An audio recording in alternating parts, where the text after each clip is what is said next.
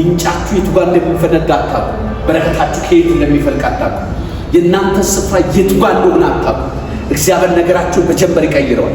ልላችሁ የፈለጉ ሰውየው ደላላ ሆኖ አልቀጠለም።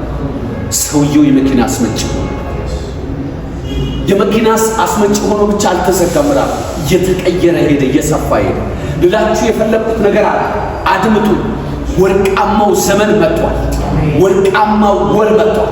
ይሄ ወር የኔ ወር ነው። አሜን በለ። 2026 ምን ጓጓለት እግዚአብሔር ክብሩን እንዲገልጥ ማየት የምንፈልገው ነገር አለ ወገኖች። እግዚአብሔር የግሎሪ የክብር ሲዝን ያመጣል።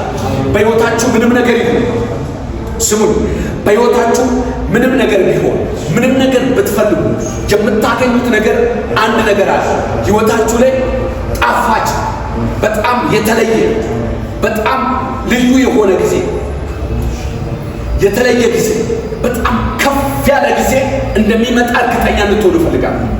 በሕይወታችሁ በጣም የመልካም ነገሮች ሁሉ ምንጭ የሆነው ጌታ በደባሪ የመልካም ነገሮች ሁሉ ምንጭ የሆነ ጌታ አንዱን ይዛችሁ በሱ ነገር ረብታችሁ ሳትጨርሱ እግዚአብሔር ሌላውን ነገር ያመጣል። ስሙ ይባረክ።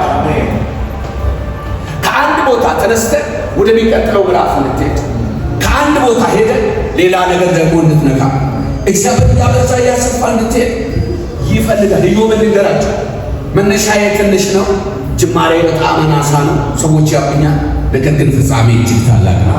ስለ ፍጻሜያችሁ ልጸልይ ዛሬ።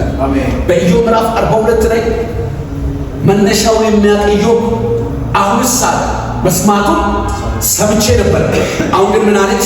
አይኔ ያየች። አይኑ ያየው ወርቅ ነው። እስቲ አሜን በለ። አሁን ወርቃማው ጊዜ ሲመጣ ብዙ ሰዎች ወደ አንተ ይመጡና ወርቅ መቃደል ይጀምራሉ ይላል። ኢዮብ በጣም የሚያስደንቀኝ ሰው ነው። ከፊተኛው የኢዮብ ቤት ሁለተኛው የኢዮብ ቤት በዛ ይላል። አሜን ነው ወይ?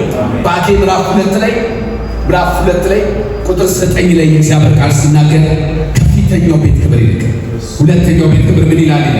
እጃችሁን አንሱና የኔ ነገር ይበልጣል፣ ልበሩን አስሩና ይበልጣል። ስትገቡና አብልጡ የኔ ነገር ይበልጣል።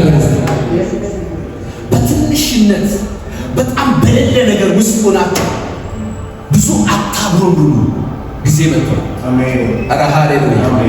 በጣም የተሻለ ቀን ይመጣል። አሜን። እግዚአብሔር ያንን ቀን ወደ አንተ ሲያመጣ ማንም ካንተ መልሶ ሊነጥቀው አይችልም። ጉለት የለውም፣ አይደርቅም እንጂ እየለመለመ ይሄዳል፣ እየሰፋ ይሄዳል።